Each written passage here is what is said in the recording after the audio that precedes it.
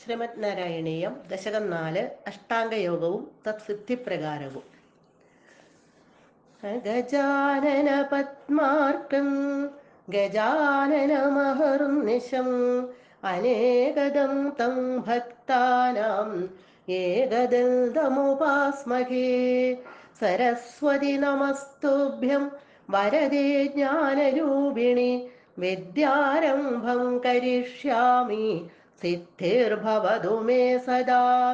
ഗുരുർബ്രഹ്മ ഗുരുർവിഷ്ണുർഗുരുർദേവോ മഹേശ്വര ഗുരുഃ സാക്ഷാത് പരം ബ്രഹ്മ തസ്മൈ ശ്രീ ഗുരവേ നമഃ. ശ്ലോകം 12. ഓം നമോ ഭഗവതേ വാസുദേവായ. ആസ്തിദോദമകരാലയേ യദാ ശേഷവക്ത്രദഹനോഷ്മണാർദ്യതേ ഈയതേ ഭവതുപാശ്രയസ്തദാ വേദസപദമദഃ പുരൈവ വാ. 11ാമത്തെ ശ്ലോകത്തില്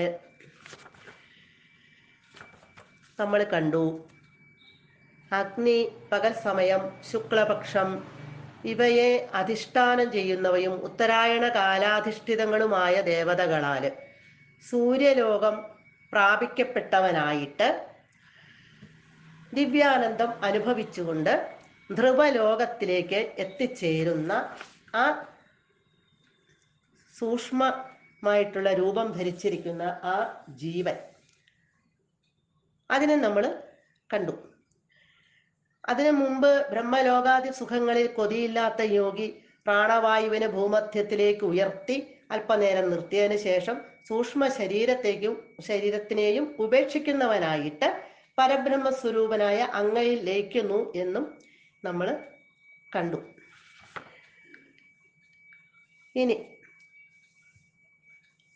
അഥ മഹരാലയെ ആസ്ഥിത, ധ്രുവപദത്തിൽ എത്തിച്ചേർന്നതിന് ശേഷം മഹർ ലോകത്തിൽ സുഖമായിട്ട് വസിക്കുന്നവനായിട്ട്, അസ്ഥിത സുഖമായിട്ട് അവിടെ ഇരിക്കുന്നവനായിട്ട്.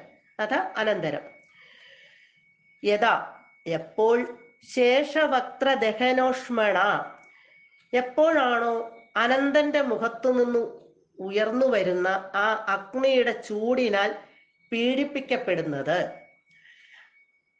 ആ സമയത്ത് തഥാ അർദ്ധ്യതേ പീഡിപ്പിക്കപ്പെടുന്നുവോ,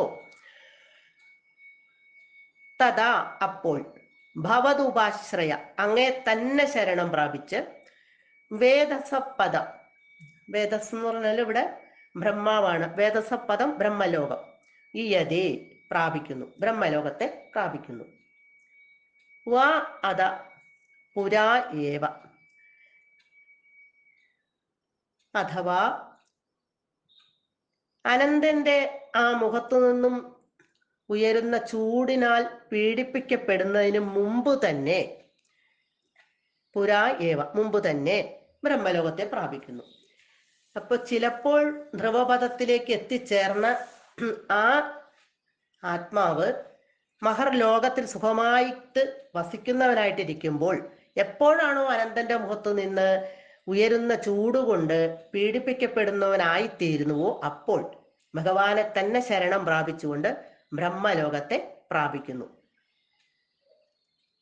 ചില സമയത്താണെന്നുണ്ടെങ്കിൽ ഇവിടെ ഈ പീഡയ്ക്ക് മുമ്പ് തന്നെ, അനന്തന്റെ മുഖത്തു നിന്ന് ഉയരുന്ന ചൂട് മൂലമുള്ള പീഡയ്ക്ക് മുമ്പ് തന്നെ ബ്രഹ്മലോകത്തെ പ്രാപിക്കുകയും ചെയ്യാറുണ്ട്. അപ്പൊ ഇത് രണ്ടും നടക്കാറുണ്ട് എന്ന് അർത്ഥം. ധ്രുവപദത്തിനപ്പുറം മഹർലോകം, ആ ലോകത്താണ് സുഖമായിട്ട് ഇവര് വസിക്കുന്നത്. ധ്രുവലോകത്ത് എത്തിച്ചേർന്നതിന് ശേഷം മഹർലോകത്തിലേക്ക് പോയി അവിടെ സുഖമായിട്ട് വസിക്കുന്നു. അപ്പോഴാണ് ഈ അനന്തന്റെ മുഖത്തു നിന്ന് ഉയരുന്ന അഗ്നിയുടെ ചൂട് കൊണ്ട് അവർക്ക് സഹിക്കാൻ പറ്റാത്തൊരവസ്ഥ വരുന്നത്. ആ സമയത്ത് ഭഗവാനെ തന്നെ ശരണം പ്രാപിക്കും. എന്നിട്ട് ബ്രഹ്മലോകത്തേക്ക് പ്രവേശിക്കും. ചിലപ്പോൾ അതിനു മുമ്പ് തന്നെയും അവർക്ക് പ്രവേശിക്കുവാൻ സാധിക്കും. ഇതാണ് ഈ ശ്ലോകം കൊണ്ട് പറയുന്നത്. സർവത്ര ഗോവിന്ദ നാമ സങ്കീർത്തനം, ഗോവിന്ദ ഗോവിന്ദ.